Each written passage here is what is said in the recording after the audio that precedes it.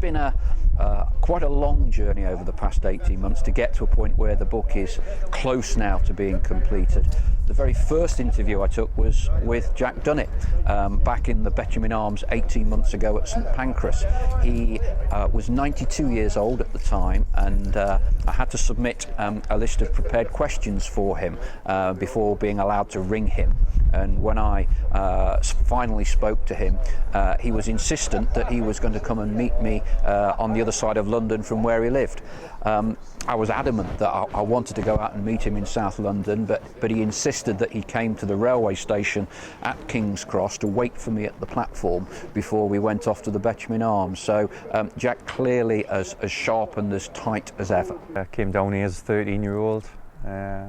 Signed as a schoolboy, then apprentice, and had 5 great years. Yeah, 2 promotions. I think being so young, you probably didn't appreciate what we actually done. And just being here today and meeting the lads who have been part of the history of this club. It's fantastic because nobody expected us to do it. You know, we managed to get in there and we survived for 3 or 4 years on a shoestring. Kept the same squad virtually. I think John Chidozie was one of the few signings that we made, and you know, we put up a hell of a fight to stay in it. It was a fantastic time to be at the club. It's the first book about Notts County whereby they're talking to the players, getting the inside story. There's some great tales from all generations really, from the 1970s up to the modern day.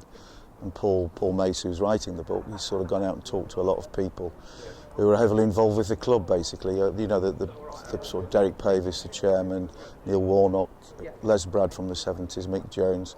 So it's a book really about the essential Notts County basically. I mean, to play against Juventus, against Del Piero, Pirlo, Buffon, Luca Toni, I mean, it was an amazing experience, let alone to play there and then to score the equaliser. It was just a great experience, and it'll live in life for me.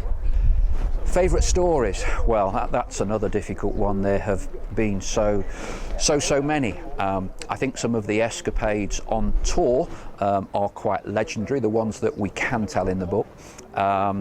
I think possibly one of the favourite stories would be, and I won't give it all away, but if I was to tell you that one of the, if not the greatest global football manager of the past 30 years, Sir Alex Ferguson, features in the book and has a jug of orange juice tipped over his head involving a Notts County player, you might be a little surprised, but it is true. Read the book for that one to find out who it is.